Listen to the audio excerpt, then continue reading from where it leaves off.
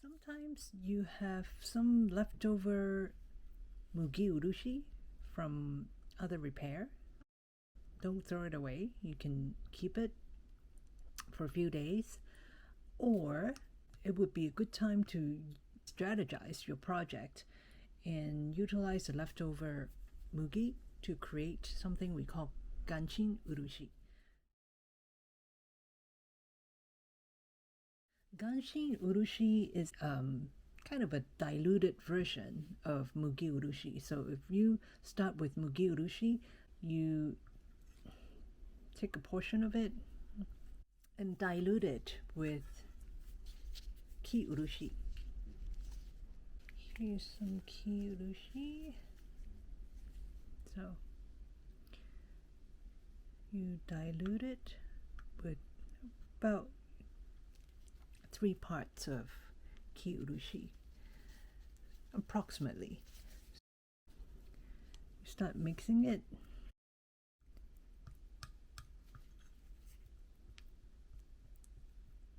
So that you're thinning down your mugi urushi with more ki urushi. Maybe just a tiny little bit more. Just tiny little bit.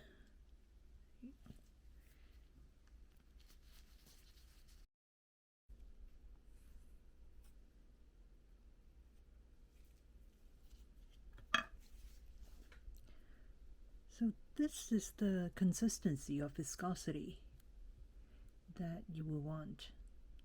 It's almost like melted chocolate.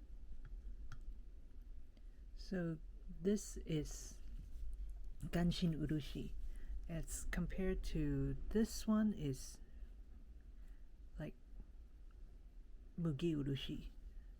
So you can tell the difference between the two.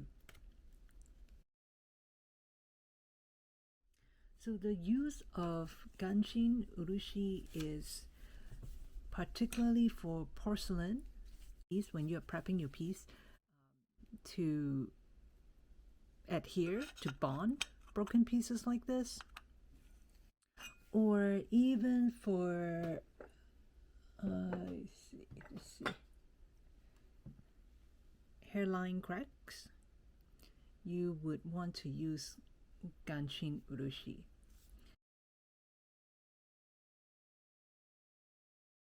The clay body of porcelain is more dense than stoneware, especially fine porcelain, very high quality porcelain, not the ones you get from IKEA.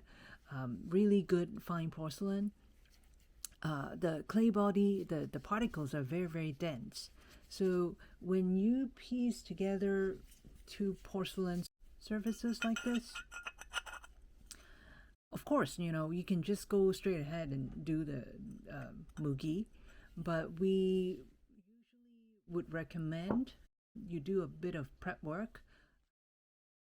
First of all, some people doesn't like the ki urushi brown feathering onto the white porcelain because you start seeing the bleeding at the joint. So first thing to prep a porcelain repair is to size the edges, the open exposed edges with no glaze. Anywhere with no glaze, you size it with Nikawa glue, which you can find a separate video about that. So after sizing it with Nikawa, there's one more step to prep the piece before you actually put your thick mugi urushi for better bonding, for stronger, more durable repair for porcelain. And the material we use is ganshin urushi. So to apply it, you use a crappy, cheap hobby brush, a brush that you retired from your Kintsugi kit or any nylon brush, because you're actually applying it with the brush like this onto the surfaces that you will want to apply mugi urushi next. You just paint over the exposed edges, coat all these sides. And they are not for bonding, so you don't need to apply a lot of it.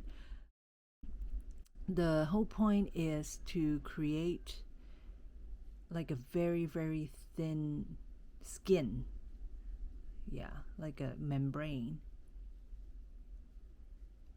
which is composed of mugi, which is wheat flour, and a lot of ki urushi. And then when you piece them together, you get urushi with urushi. So urushi love each other, so they actually would stick and bond much better, and that creates a much stronger repair, especially for broken loose shards like this. So after you paint a very thin layer, what you need to do is actually remove most of it with tissue paper.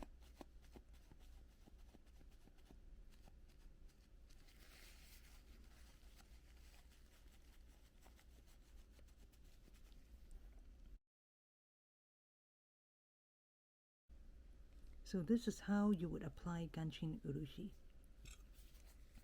Let's do a little more so you can see a little more.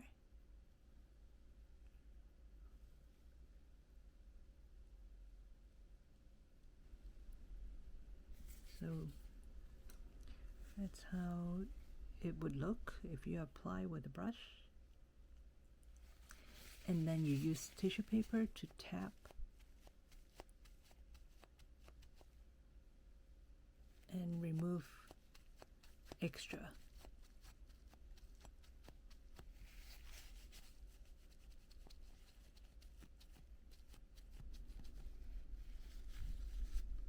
So here we go, ganshin urushi as an extra step to prepare your piece to receive mugi urushi. And after you paint the edges like this, you put the piece into the muro and allow it for cure. Another occasion which you would want to use ganshin urushi will be when you repair hairline cracks. The reason is hairline cracks like this, the gap is almost not visible at all. So seeing how narrow the gap is, if you directly apply, kokso, sabi, mugi, in this case you probably won't use mugi urushi, but anything with a thick viscosity, you will be able to squeeze some of the paste into it.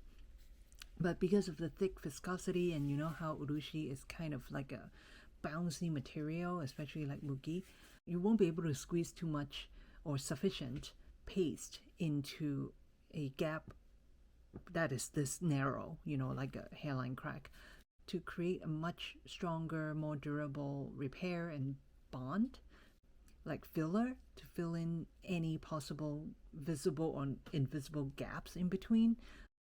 The best way is to squeeze in something a little more fluid, which is more like a paint consistency.